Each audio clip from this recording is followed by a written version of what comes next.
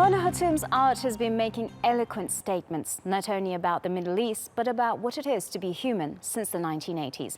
Now, the first ever UK survey of Lebanese-born artists covering 35 years of work, from early performances and video to sculpture, installation, photography and works on paper, opens at the Tate Modern.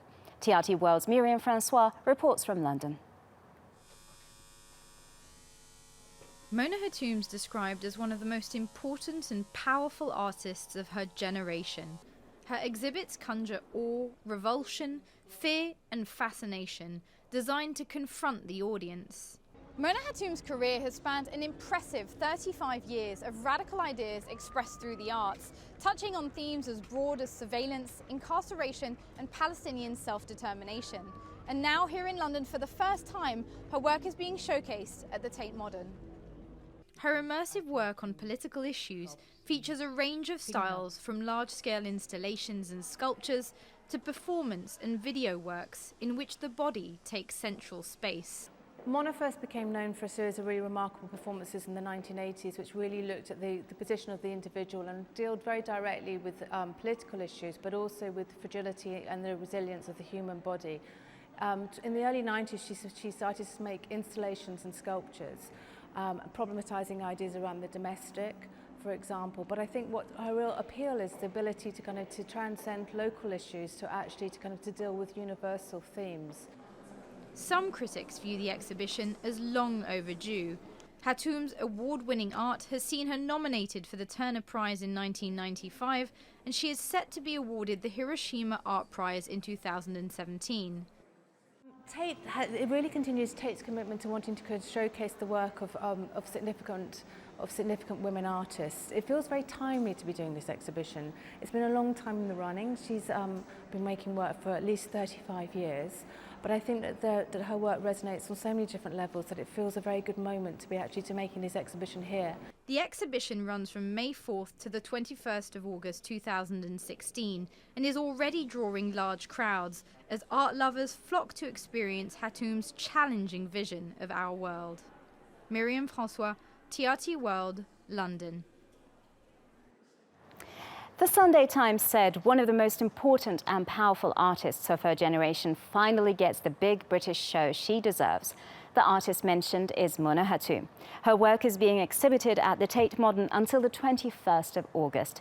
To talk about this exhibition, I am joined by Dr. Amna Malik, Senior Lecturer in History and Theory of Art at the Slade School of Fine Art. Hello and welcome. Dr. Malik, you know Mona Hatoum's work well. Tell us about why this exhibition is being touted by the press as Exhibition of the Year.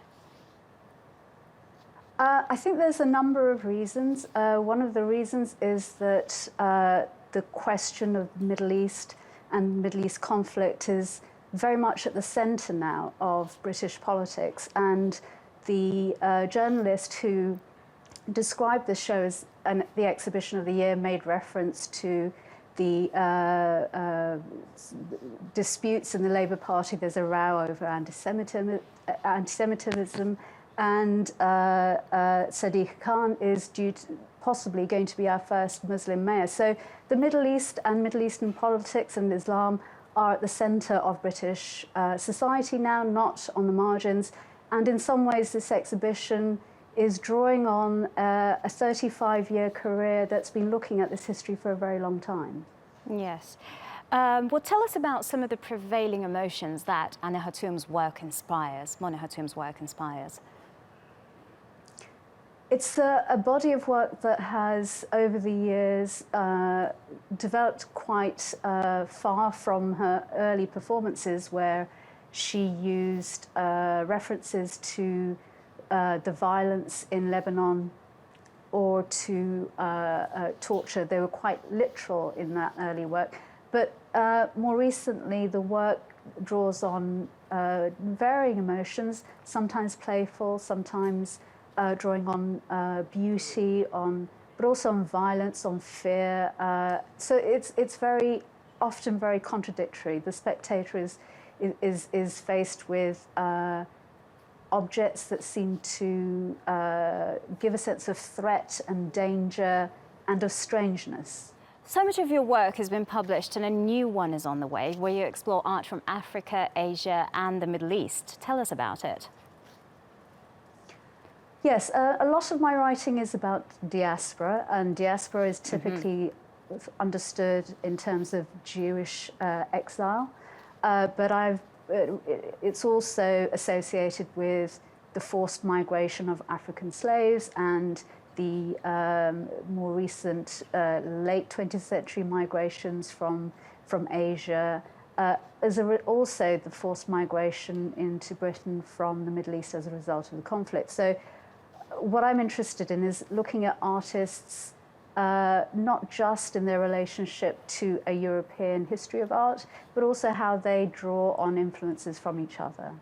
Yes. Thank you, Dr. Amna Malik.